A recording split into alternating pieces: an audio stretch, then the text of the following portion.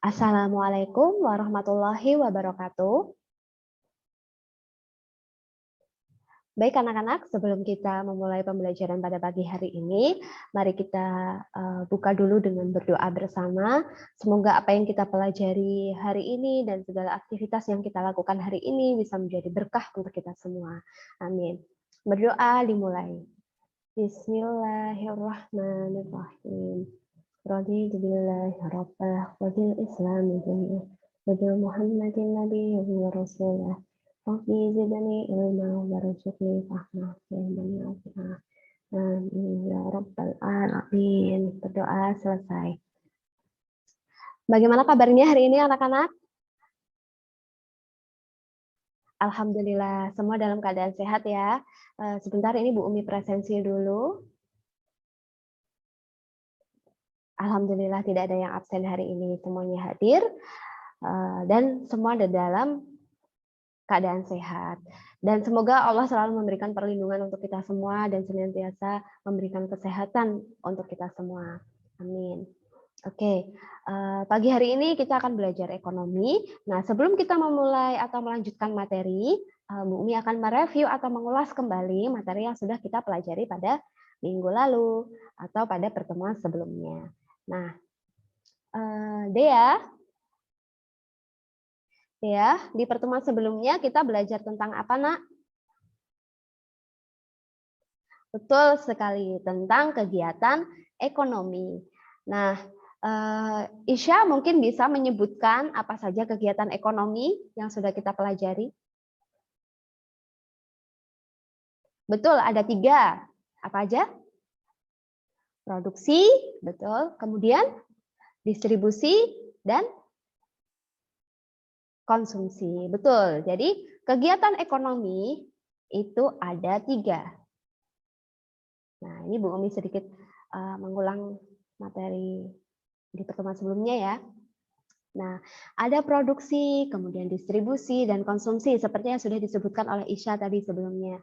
Oke, nah, kira-kira produksi itu kegiatan ekonomi yang seperti apa? Coba, siapa ya? Zahra. Apa itu produksi, Nak? Betul sekali. Jadi produksi itu adalah kegiatan ekonomi atau kegiatan yang dilakukan dengan tujuan untuk menghasilkan suatu barang atau jasa. Oke, Bu Umi tulis ya, menghasilkan barang atau jasa. Oke, kemudian setelah proses produksi ada proses distribusi. Nah, apa yang dimaksud dengan proses distribusi? Coba Prada mungkin bisa menjelaskan. Oke, sip, betul. Alhamdulillah, semuanya masih pada ingat ya. Oke, distribusi itu adalah penyaluran barang atau jasa hasil produksi kepada konsumen. Oke, itu. Kemudian proses produksi sudah selesai menghasilkan barang dan jasa, kemudian sudah disalurkan melalui kegiatan ekonomi distribusi, terakhir adalah konsumsi. Nah, ini adalah kegiatan ekonomi yang selalu kita lakukan sehari-hari. Nah, pasti sehari-hari, setiap harinya kita pasti melakukan kegiatan ekonomi konsumsi. Nah, kemudian apa sih itu konsumsi? Nah, coba yang belum Bu Umi sebut siapa ya ini? Dewi, coba Dewi. Apa itu konsumsi, Dew? Oke, betul. Nah, konsumsi itu adalah kegiatan untuk menggunakan barang, Bu. Betul sekali. Nah, tidak salah. Ini adalah kegiatan untuk menggunakan barang. Tapi tidak hanya menggunakan ya, ini juga bisa menghabiskan. Nah, menghabiskan suatu barang atau mengurangi. Bisa juga konsumsi itu diartikan sebagai mengurangi nilai guna suatu barang atau jasa. Betul sekali. Nah, jadi kegiatan konsumsi itu tidak hanya sesuatu yang kita makan ya, tetapi barang-barang yang kita pakai atau jasa-jasa yang kita kita rasakan manfaatnya. Nah, itu juga termasuk dalam kegiatan konsumsi. Gitu. Nah, setelah kita mereview ulang mengenai kegiatan-kegiatan ekonomi, nah sekarang Bu Umi tanya, coba sebutkan contoh kegiatan ekonomi yang sering kalian lakukan atau yang mungkin sering kalian lihat yang ada di sekitar kalian. Nah, coba bisa nggak? Ada yang bisa nggak memberikan contoh kegiatan ekonomi? Oke, Isya mungkin? Ya, apa Isya?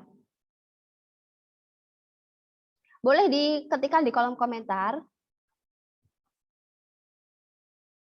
Oke, ini sudah ada yang mengetikkan.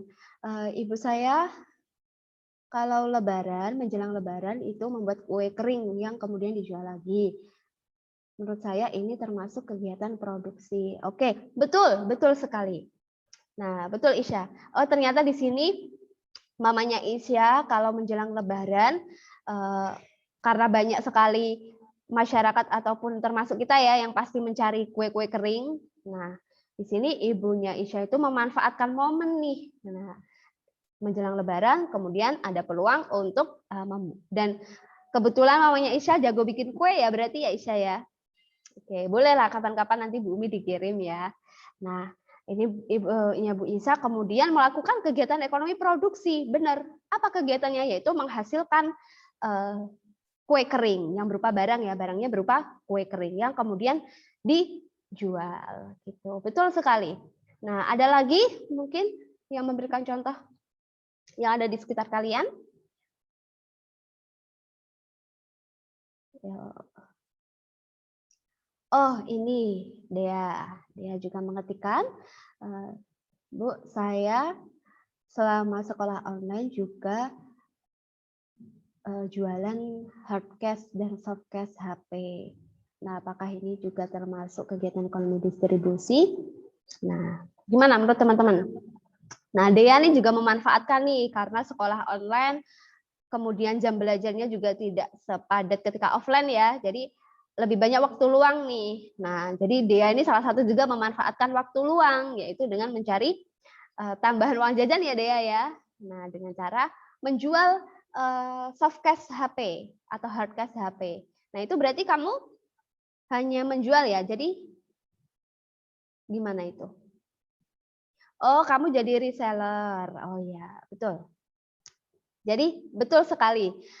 Kegiatan yang dilakukan oleh Dea, di mana dia itu menjual hard cash atau soft cash. Jadi soft cash yang Dea jual itu bukan Dea yang memproduksi ya. Jadi Dea hanya menyalurkan, jadi reseller. Oke, betul. Jadi kegiatan yang dilakukan oleh Dea itu termasuk ada kegiatan distribusi gitu. Jadi Dea itu tidak ikut memproduksi barang yang dia jual, tetapi dia jadi penyalur di sini antara produsen dan konsumen. Jadi Dea ini menjembatani antara produsen dan konsumen. Betul. Kemudian contoh untuk kegiatan konsumsi, nah ini yang sering sekali kita lakukan ya, setiap hari pasti kita melakukan yang namanya kegiatan konsumsi. Kita makan, kemudian kita mandi pakai sabun mandi, kemudian kita berpakaian, kemudian kita misal menggunakan skincare ataupun hal-hal yang lainnya. Itu kita pasti melakukan yang namanya kegiatan konsumsi. Jadi secara tidak langsung kita itu sangat dekat dengan yang namanya ekonomi. Nah, itu juga salah satu hal penting ya kenapa kita harus mempelajari ilmu ekonomi. Karena sehari-hari kita tidak terlepas dari yang namanya kegiatan ekonomi. Sip, terima kasih anak-anak yang sudah memberikan contohnya dan luar biasa ya contohnya. Betul semuanya. Kemudian selanjutnya di sini Bu Umi juga memberikan contoh nih. Bentar.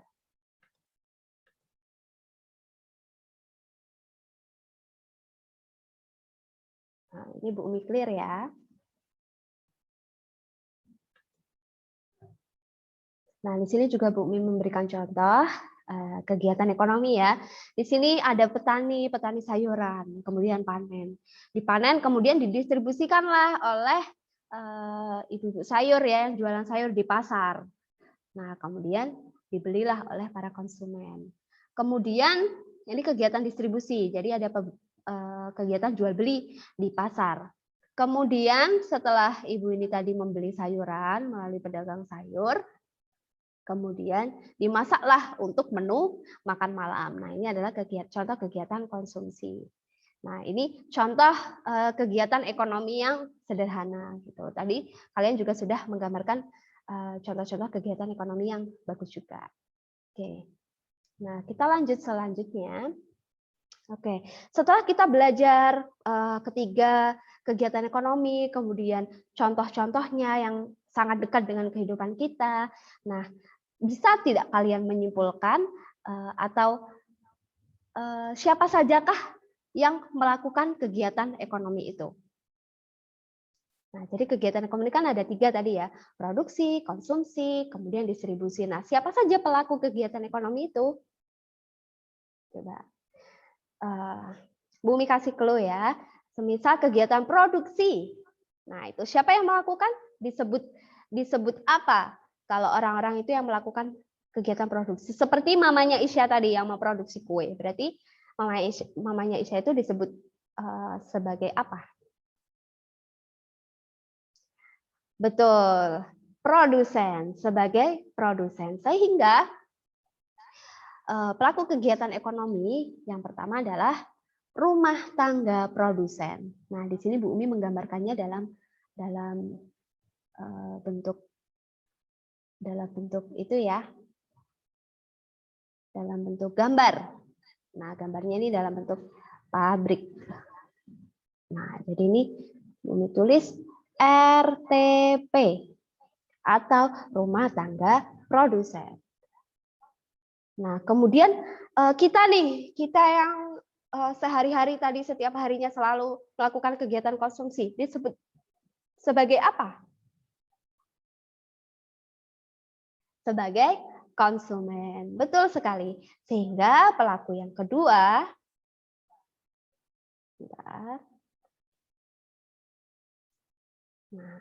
disebut sebagai rumah tangga konsumen. Betul sekali. Biasanya disingkat dengan istilah RTK.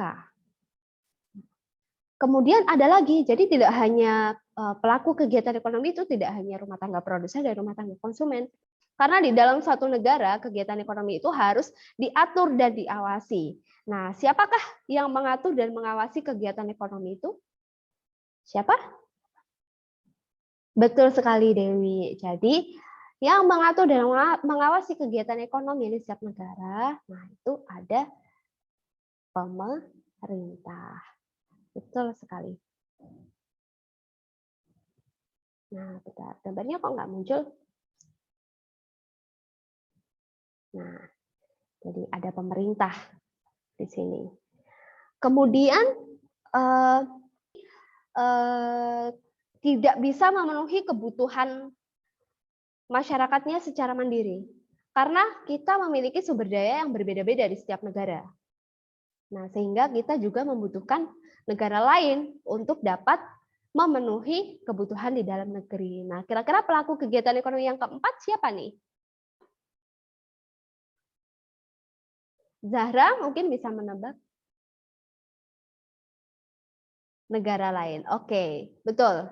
Jadi pelaku kegiatan ekonomi yang keempat adalah di sini Bumi menyebutnya adalah masyarakat luar negeri. Karena itu tadi, setiap negara itu tidak akan mampu memenuhi kebutuhan masyarakatnya sendiri. Pasti mereka akan membutuhkan negara lain. Nah, untuk dapat memenuhi semua kebutuhan warga negaranya.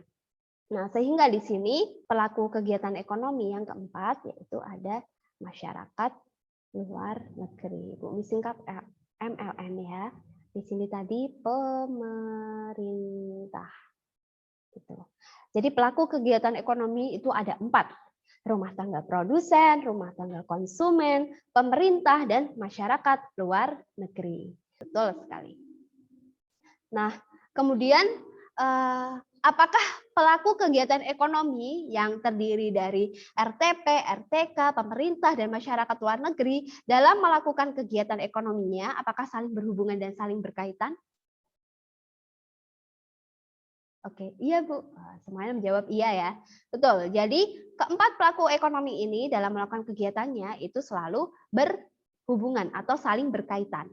Gitu. Ada yang bisa menjelaskan bagaimana keterkaitannya? Oke, betul. Oke. Sip, betul Dewi. Nah, jadi rumah tangga produksi itu membutuhkan faktor produksi, di mana penyediaannya adalah rumah tangga konsumen. Kemudian pemerintah mengatur dan mengawasi ya kegiatan ekonomi. Oke, betul. Dan kita membutuhkan baik negara kita maupun negara lain itu saling membutuhkan produk yang tidak tersedia di negaranya masing-masing. Oke. Nah, hubungan antar pelaku ekonomi, keempat pelaku ekonomi itu tadi, itu dapat digambarkan dalam suatu diagram arus lingkar. Nah, kalau di dalam ekonomi disebut sebagai circular flow diagram. Gitu. Jadi yang dimaksud dengan circular flow diagram itu adalah suatu diagram yang menggambarkan interaksi atau hubungan timbal balik antar pelaku ekonomi. Nah, tadi ada berapa pelaku ekonomi? Oke, betul, ada 4 ya. Nah, nanti berarti circular flow itu bisa digambarkan dalam 3 bentuk. Yang pertama adalah circular flow diagram 2 sektor, kemudian yang kedua circular flow diagram 3 sektor, dan yang ketiga adalah circular flow diagram dengan 4 sektor.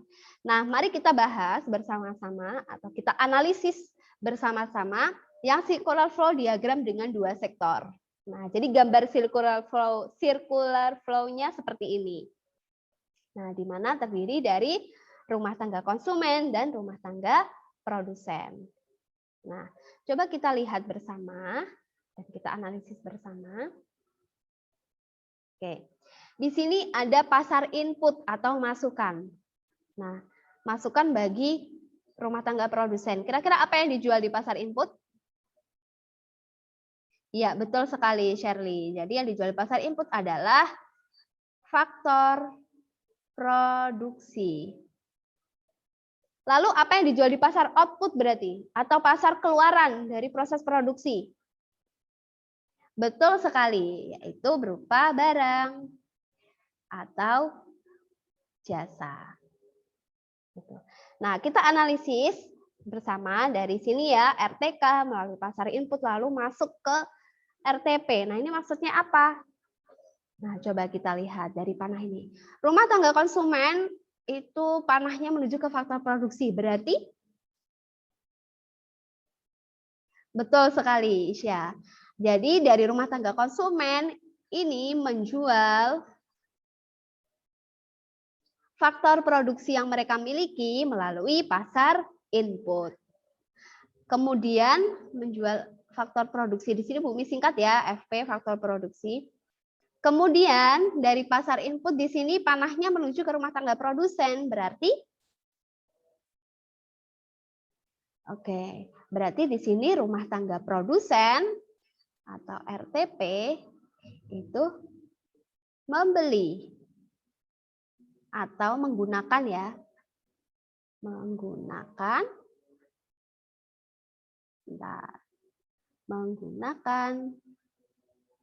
faktor produksi. Gunakan faktor produksi. Kemudian dari RTP menuju ke pasar output. Nah, berarti apa ini analisis transaksinya? Prada, coba. Nah, menuju pasar. Oke, betul sekali, yaitu menjual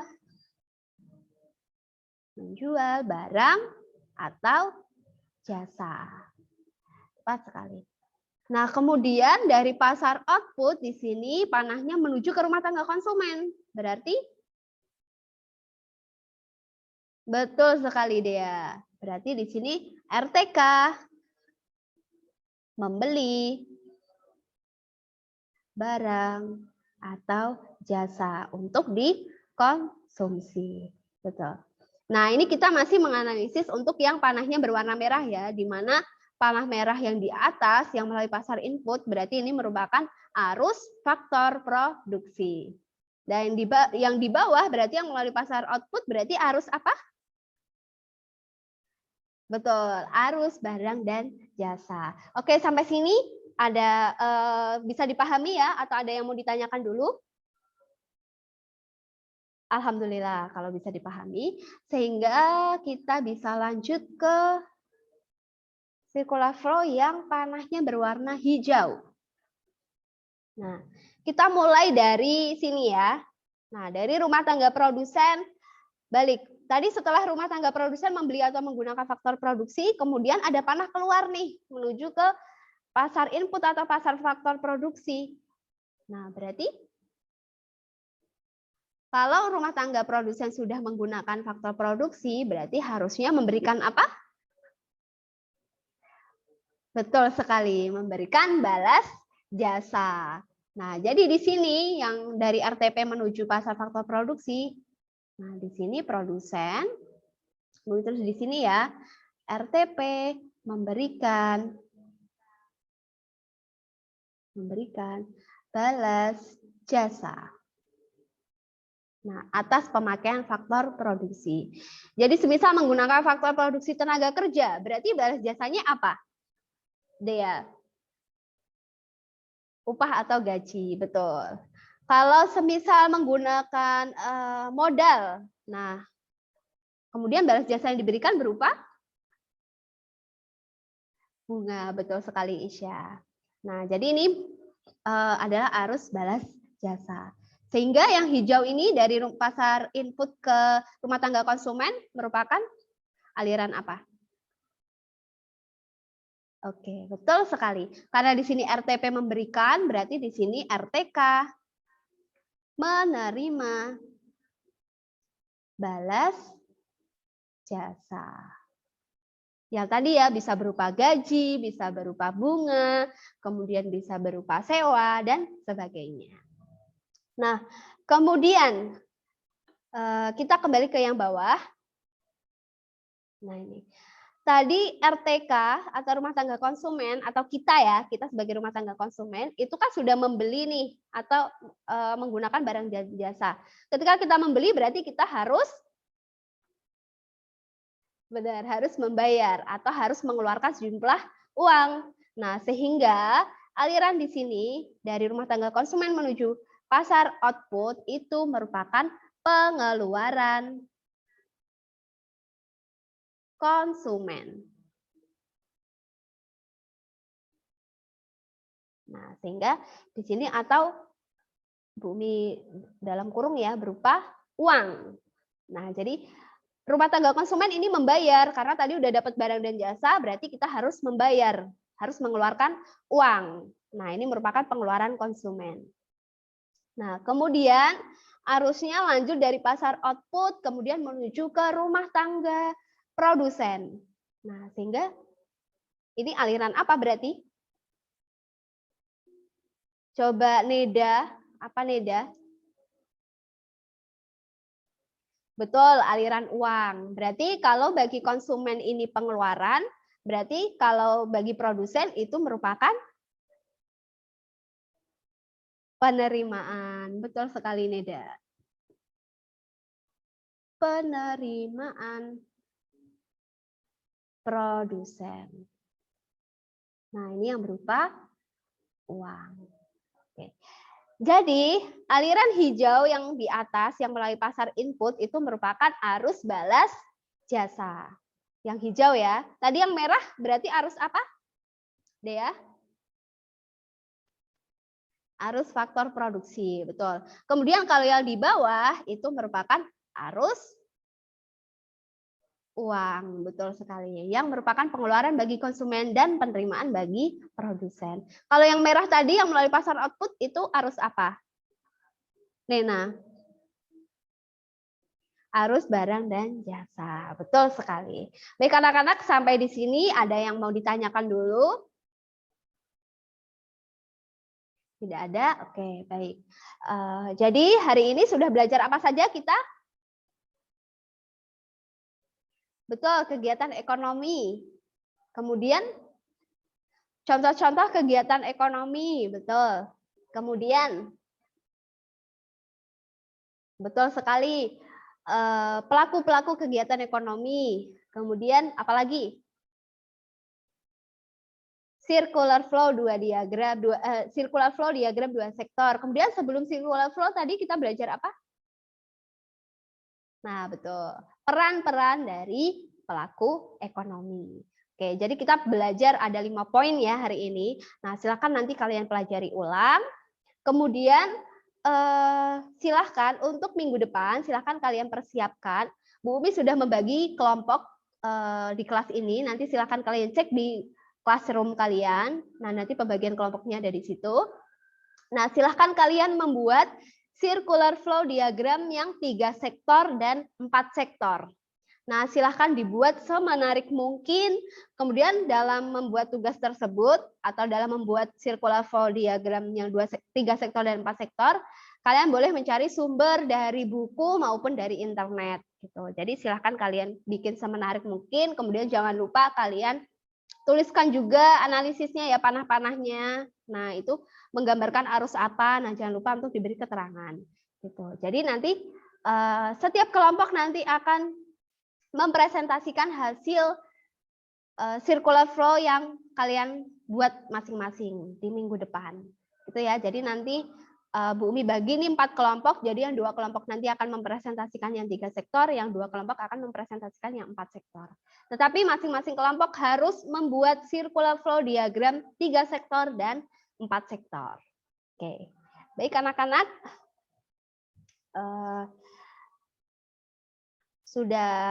kita sudah ada di penghujung pembelajaran ekonomi hari ini. Nah, jangan lupa untuk tugasnya dipersiapkan untuk minggu depan ya. Dan semoga apa yang sudah kita pelajari hari ini bisa menjadi berkah untuk Bu Umi dan juga untuk kalian semua. Amin. Oke, kurang lebihnya Bu Umi mohon maaf. Wassalamualaikum warahmatullahi wabarakatuh.